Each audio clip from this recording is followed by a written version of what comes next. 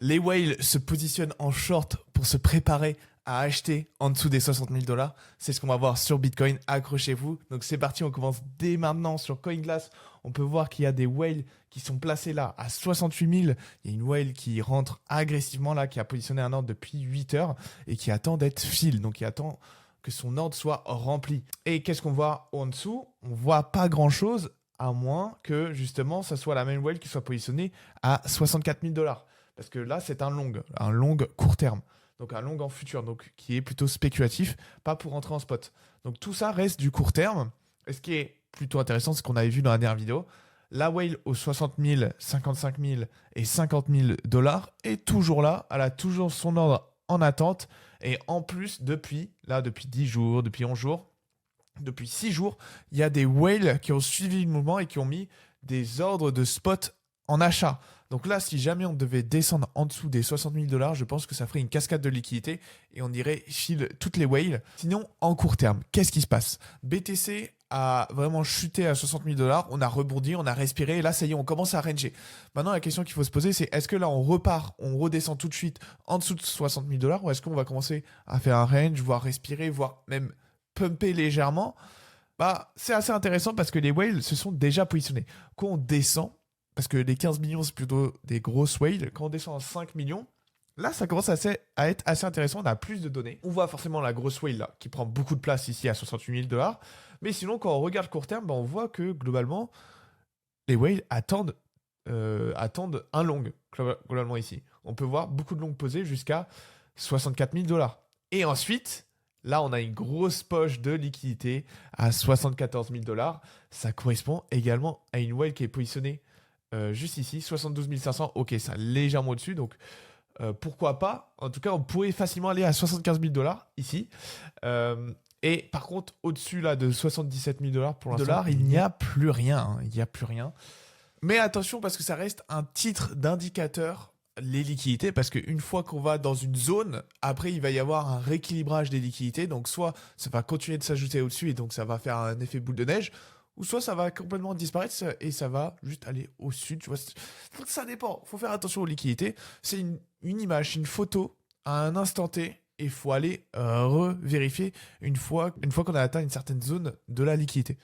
Ok, très bien. Donc maintenant qu'on a un peu vu ce que potentiellement allaient faire les whales, maintenant on va aller voir ça sur les vagues d'Elliott. Pour ceux qui ne me connaissent pas, je suis un trader de vagues d'Elliott et de Fibonacci. Et donc pour moi, en fait, on a fait cette 4, les gars.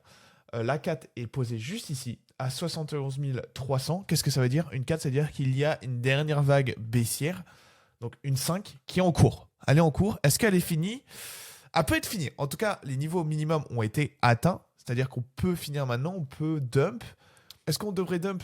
Ouais, pour moi, en fait, il n'y a pas encore toutes les vagues, mais en fait, c'est assez compliqué parce que on pourrait finir. On pourrait finir, c'est la 5 de la dernière vague de 5. Bref, il y a beaucoup de fin de vague, donc vaut mieux attendre une invalidation et dire ok, là c'est bon, let's go, on run, que essayer de perfect le bottom.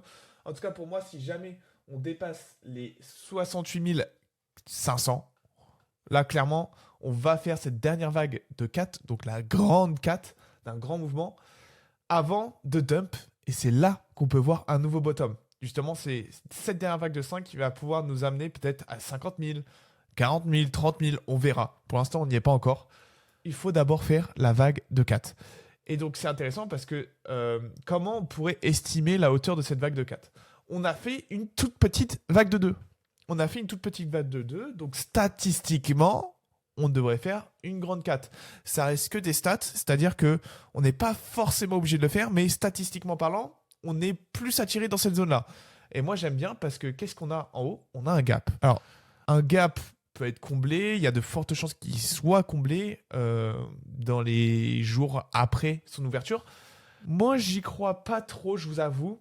Ça me semblerait bizarre parce que ici, on a clairement eu un gap de rupture. C'est-à-dire, on a enclenché le mouvement dans un sens. Et souvent, ce genre de gap, ça prend vraiment beaucoup de temps, plusieurs mois, à être comblé. Donc, j'ai du mal à voir une 4 qui vient justement combler, rebondir dessus. Ça serait très surprenant. Je pense que ça serait même la première fois. Parce que quand on se rend en 2022, vous voyez qu'en 2022, on a fait énormément de gaps. On avait fait un ici, gap de rupture, un autre juste là. Et en fait, vous voyez que globalement, on n'a jamais été rechercher les gaps. On a rebondi ici, mais on n'est pas allé le rechercher. On n'est vraiment pas... On l'a pas comblé ni touché. Donc je m'attends un peu à la même chose. Je m'attends peut-être pas à une grande 4, comme je vous ai dit juste avant. Je m'attends pas à une grande 4, mais je m'attends au moins en rebond au 0,5, c'est-à-dire les 77 000 $. Tiens. Est-ce que ça vous rappelle quelque chose, les 77 000 $? Bah oui, c'est ce qu'on a vu ici. Maximum 77 000 $ pour les liquidités des whales.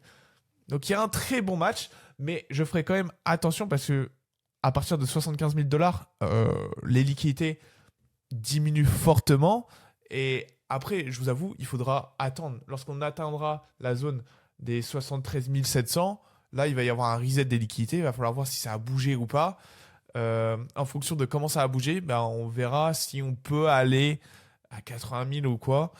Sinon, en vrai, si ça ne bouge pas à l'instant T, donc si on reste comme ça et on pump et ça bouge pas, je m'attends à un gros arrêt à 75 000 pour ensuite aller chercher toutes les liquidités. Donc voilà un peu ma vision sur BTC sur les prochains jours, prochaines semaines. Donc je m'attends à un petit dump, puis un pump là. Et ça va être la grande surprise. C'est là où on va commencer à rigoler et à s'amuser. Donc voilà, profitez de ce moment de repos pour vous former, pour apprendre des choses. Surtout vous reposer si jamais vous êtes trop exposé au marché. Soufflez un peu, vous inquiétez pas, la volatilité va revenir. Faut juste laisser l'élastique se retendre et puis paf, ça va exploser. Grand classique. Sur ce les gars, c'était Marty. Ciao tout le monde.